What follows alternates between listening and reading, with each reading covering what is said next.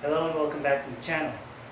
This video is actually going to be offshoot of doing the slaps in FMA, but it doesn't mean that you're just in the Arnie's Cali box, but you can also actually use this even though you actually practiced in a different martial art. It's particularly striking. We all know that if you're going to punch, for example, so I go to my bladed stance here, and then we bring our arms like this. So I'm assuming boxing stance, right? Regardless if my back heel is lifted or not, regardless if my stance is a little bit lower or not. When we try to do a punch, so jab and then cross, we tend to punch with a heavy bag, for example, or a pad, right?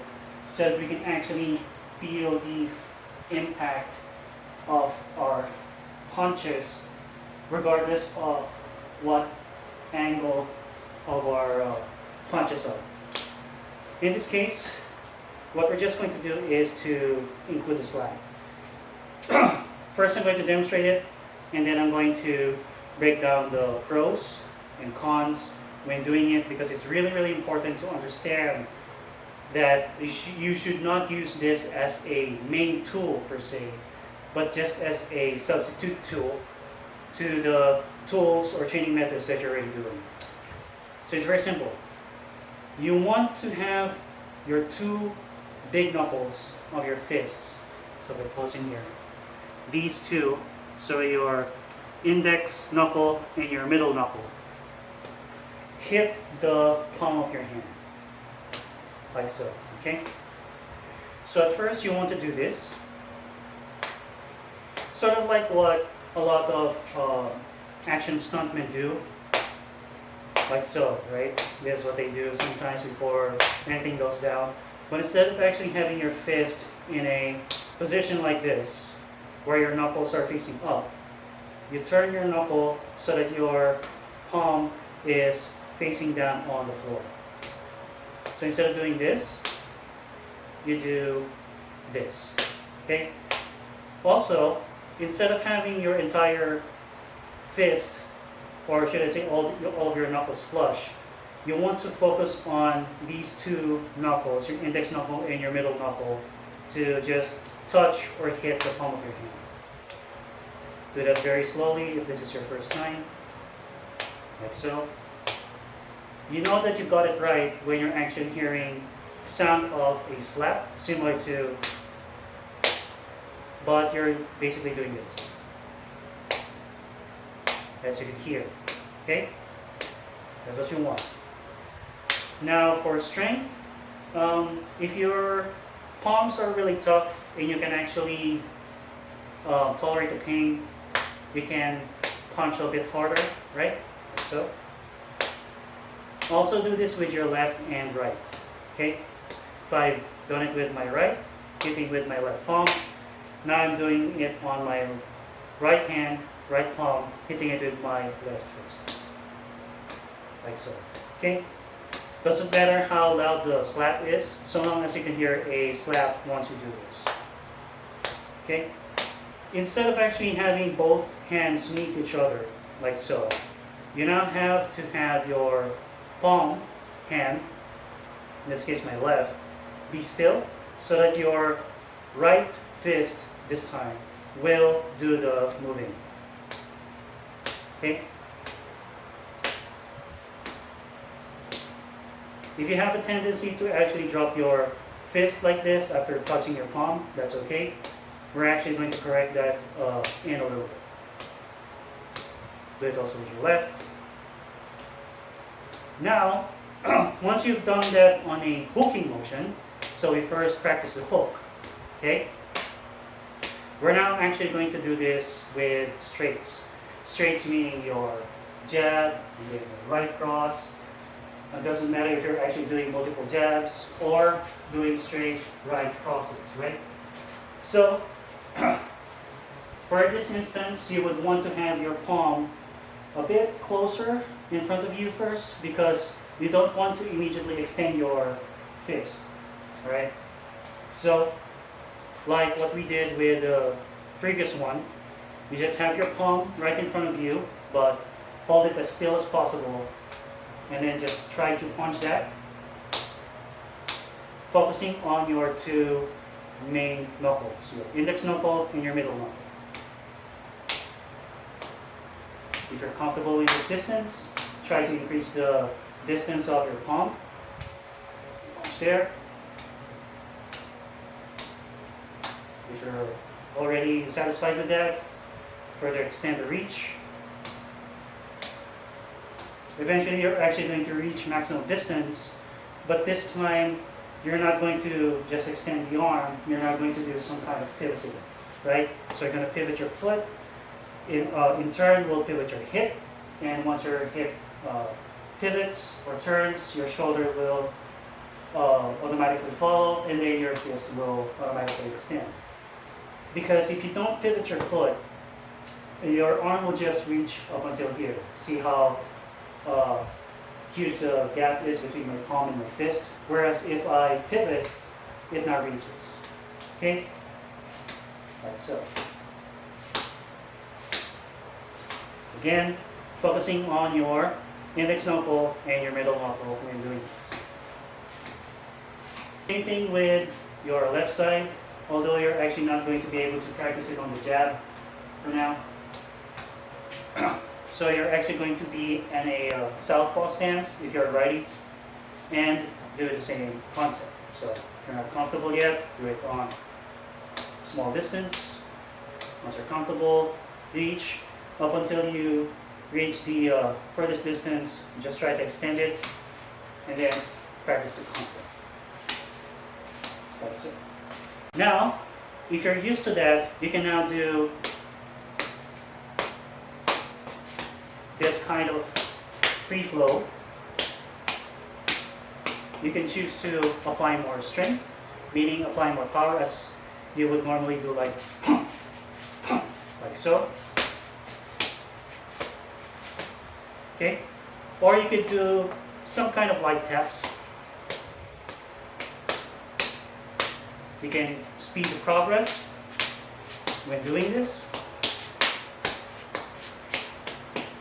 You can do broken rhythms or combos, as you can see. Pros. The pros in doing this is that, for one, it actually breaks you or brings you out of the box when it comes to training your punches or training your hands or arms, basically.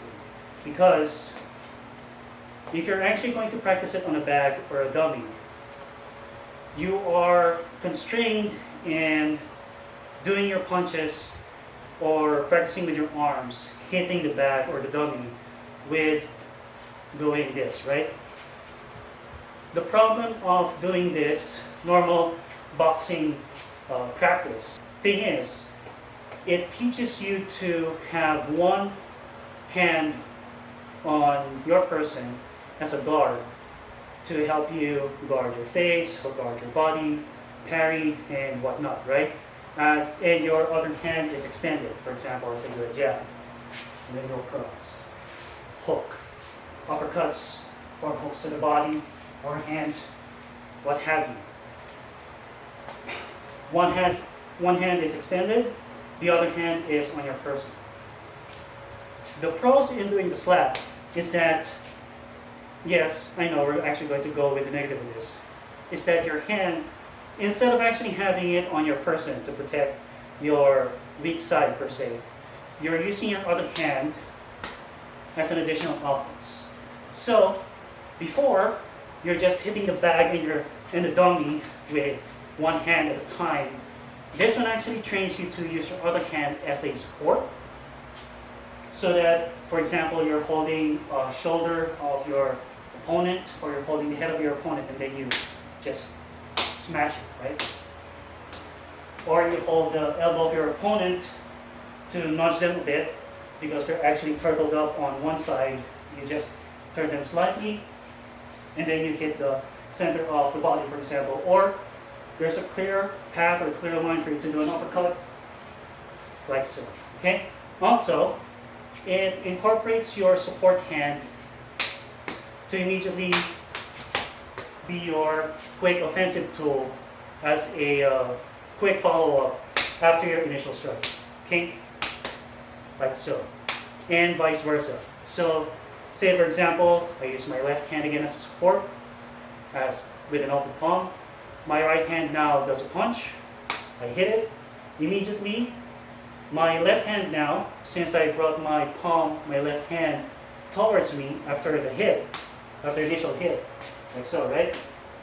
It now immediately becomes an offensive tool ready to go as my former offensive hand, which is my right, now becomes a support. Okay, like so. Okay, second positive. In boxing, you can't actually normally do back fists because you're focusing on the knuckles, your index and middle knuckle, and you're just punching forward regardless of what angle you're coming from.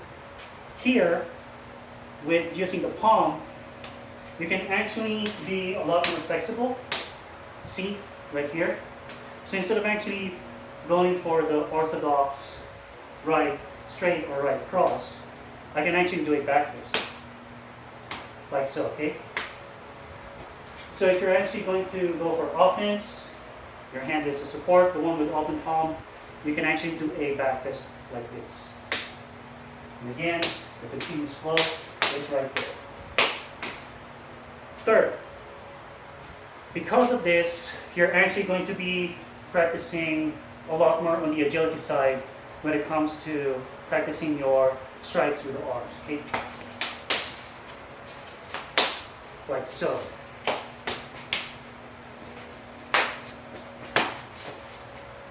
You can actually just use your fist, but your elbows as well, or even your knee, just by actually incorporating the taps with your palm, okay? You can actually do it with your kicks.